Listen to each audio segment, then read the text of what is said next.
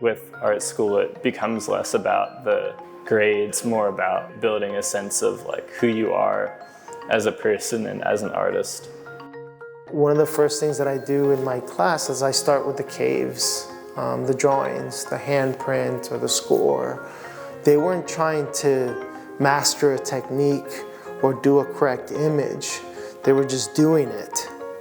What we see looking back is this palimpsest of human experience, of scoring, of erasing, of tracing, and all of a sudden 800 years of scoring, erasing, and tracing became this beautiful drawing that is like a painting. I think about the Cave of Lascaux.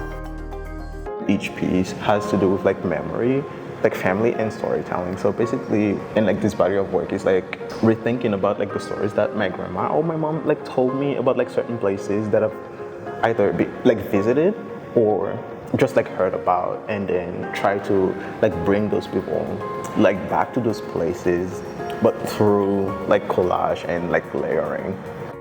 I think that one of the beautiful things about the program is that it is so focused on exploration and research and really kind of unearthing what are the things that matter to you, what are the things that drive your art making, how can we support you in getting to those places and making those connections, building those relationships, and getting to be the artist that you want to be in the world.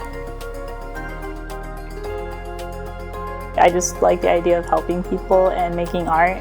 One of the faculties here, like Julianne Hunter, I think she was an incredible professor. She was like my first art professor that I've had here at Cornell. She pushed me to expand more on my art and push my boundaries, push my comfort zone, just experiment.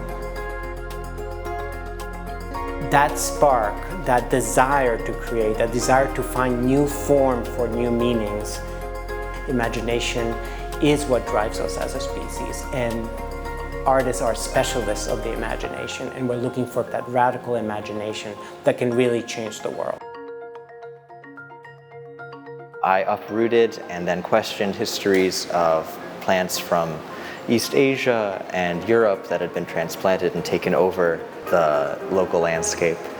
Using this plant matter, I sculpted large shelters and walls as the backdrop for the series of playful performances in which I invited several audiences to come and enjoy an evening in the woods and think about who we are, where we are.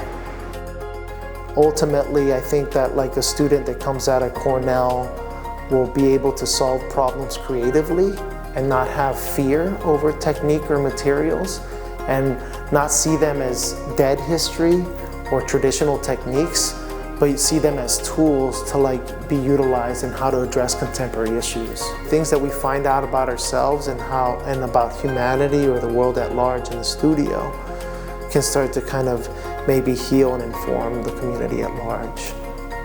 People might imagine that they need to be the #1 student in their class. Don't edit yourself out. Apply. We're looking for someone who really has that spark, that gets up every day and they say, I want to be an artist.